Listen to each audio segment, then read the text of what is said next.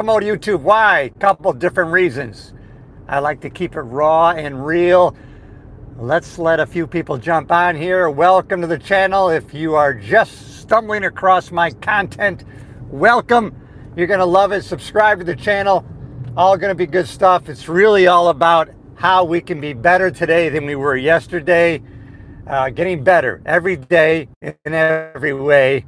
And that's a mantra that I have, and I would ask you to adopt it also. Hey, we're going to talk about Stoicism this morning as I drive to the Kiwi Tennis Club here in Central Florida on the east coast of Florida. It's going to be a beautiful day today, already 70 degrees, a little overcast. That's okay if you're just stumbling. Hey, good morning. Glad you're checking out the channel. If you haven't already, subscribe to the channel. You know what? It helps the channel out. It costs you nothing. You'll get notified when the next video comes out, and it helps me out because it tells the computer algorithm that people are interacting with the show, and they'll show it to more people. And what a great intention for us to have a broader appeal, for us to expand our influence to a wider circle of people. That's what I'm trying to do here, everybody. All right, everybody, good morning. It is Tuesday morning. It's the 3rd. I want to talk about Stoicism this morning. Stoicism, the philosophy of Stoicism. Marcus Aurelius, some people mistakenly say that he was the author of Stoicism, or he started Stoicism, but that was not true. The Emperor of Rome, 2,000 plus years ago, he did not start Stoicism, but he studied it. In his famous book, Meditations, which really translated means notes to oneself, right? Our thoughts. And he wrote these thoughts while on the front line of battle, never wanting them to be published. But someone took those writings and they passed them on, and they became known as the Meditations. And a lot of people read and reread this book all the time. But Stoicism, a philosophy, and Stoicism, let's talk about Stoicism. People talk about the Western world, I guess mainly us in America. Well, when someone says, he's stoic, we take that to mean having no feelings, no emotions, showing no emotions. We call that the little s of Stoicism, but the big S of Stoicism, the philosophy, was not about showing no emotions. It was trying to show maybe less emotions, not to be overrun by too high or too low of emotions, to have a little more control over what we have in control of and what we don't have and what to focus on. So Stoicism, the philosophy, was not about no emotions. That's very often mistaken by people today. And so if you study Stoicism, and I follow an author, Ryan Holiday, who's written probably 10 books plus on Stoicism. And Stoicism was started by a guy named Zeno. Zeno was a rich merchant, and his ship off the coast of Greece sunk and he lost everything. But he gave a different meaning to that. He stumbled across a bookstore and about philosophy, and he discovered that, hey, the sinking of his ship and all his riches was the biggest value that ever happened to him. He stumbled and he started Stoicism, the philosophy of Stoicism. And Stoicism really came from the word stoi polike, something like that, painted porch.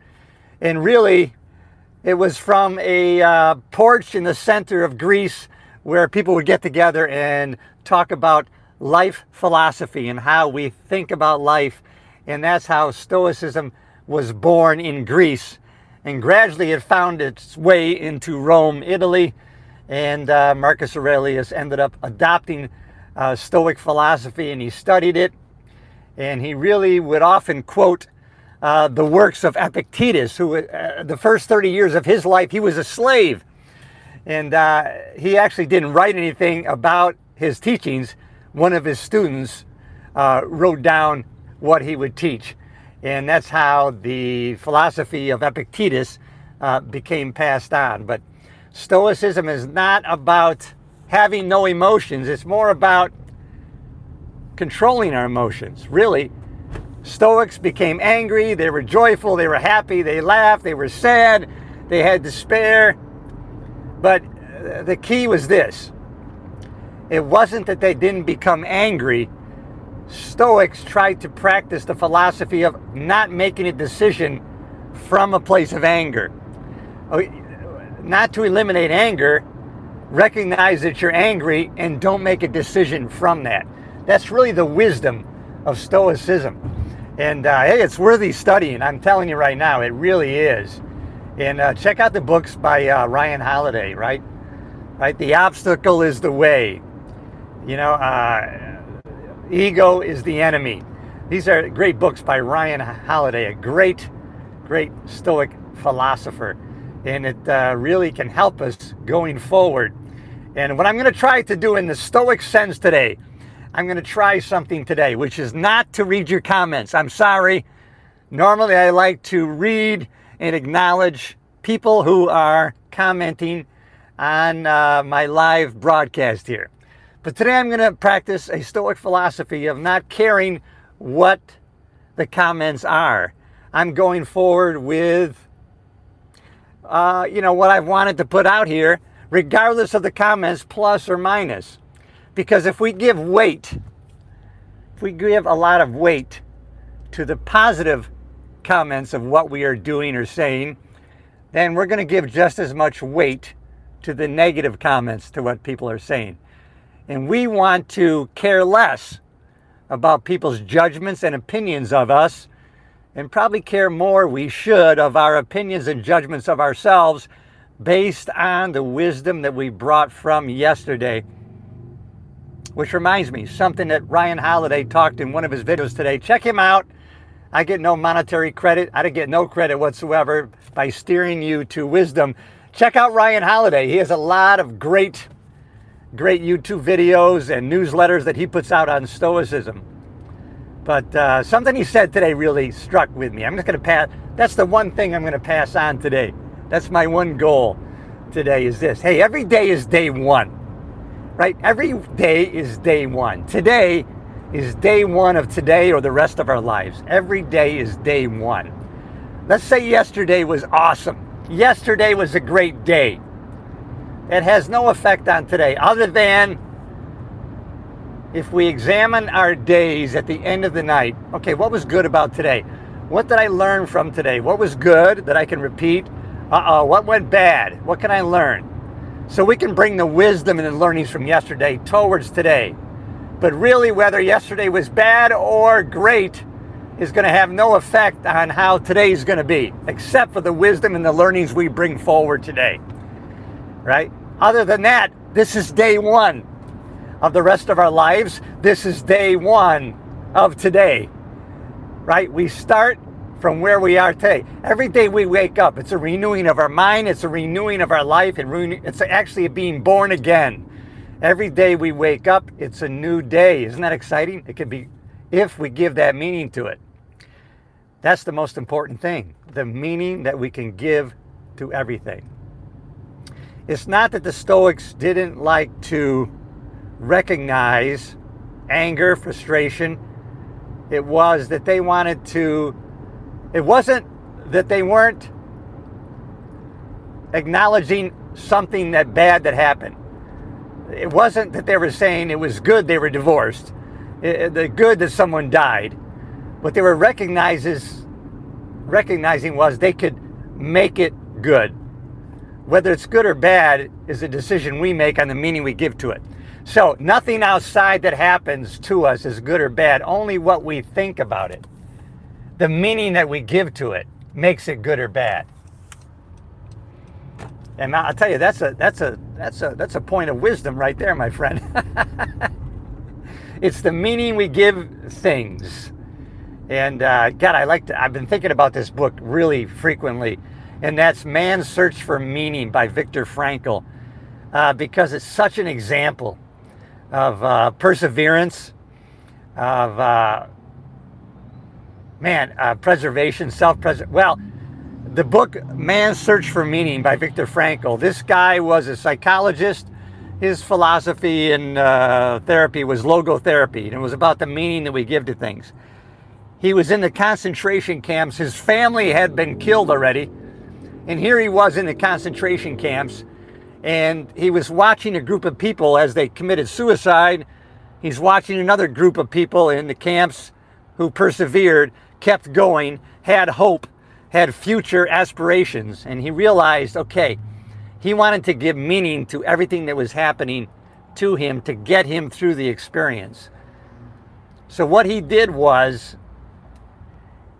two things. He realized no matter what his captors were doing to him, torture, starving them to death, experiments on their bodies, he realized they could not have any control over what he was thinking.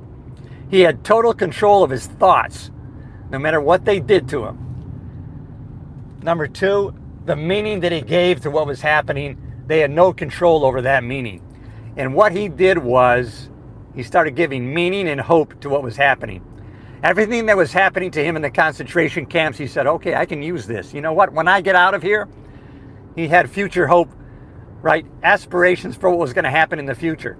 So he gave meaning to what was happening in a positive way. Okay, you know what? I'm going to talk about this lesson that I'm learning from what I'm observing here today, from what they're doing to me. I can't wait to talk about this in the future. I'm going to give future talks about what is happening right now today. And so it's a man's search for meaning. Such a great book, Viktor Frankl. To have the thoughts of someone who was in a concentration camp, family killed, murdered, and yet he persevered, went forward with hope, aspirations for a better future. And that can be day one for us today. Day one. This is day one of the rest of our lives, right? Every day is that opportunity. Every day is a gift of that opportunity. And if we look at it that way, wow, what we can do can really be unlimited. Wow. I'm getting myself excited, everybody.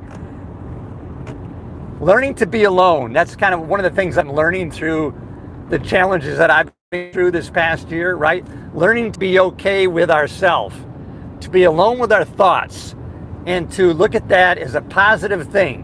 What is good about that? And to ruminate on thoughts of today and what we can take forward in our future. Powerful stuff, everybody.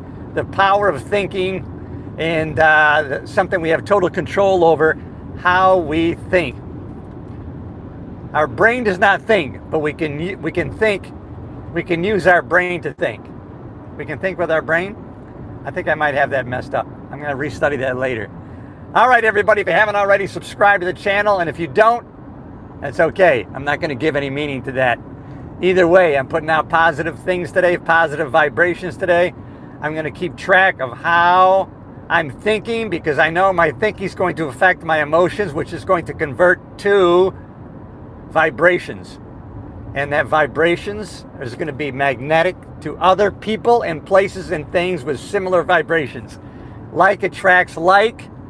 So I'm going to put myself in a positive, joyous vibration today by thinking with intention. Our thinking is the key. Isn't it amazing that so few people do it? All right, everybody. Thanks for checking in with my content here. I hope it has a positive effect on you. If it does, leave a comment. I probably won't look at it today. I'm practicing not paying attention to comments, but I'm going to be trying to go forward doing the right thing for the right reason in the right way, because that's going to make the biggest difference in our lives. Hey, it's all great. All right, everybody, I'll see you in the next video.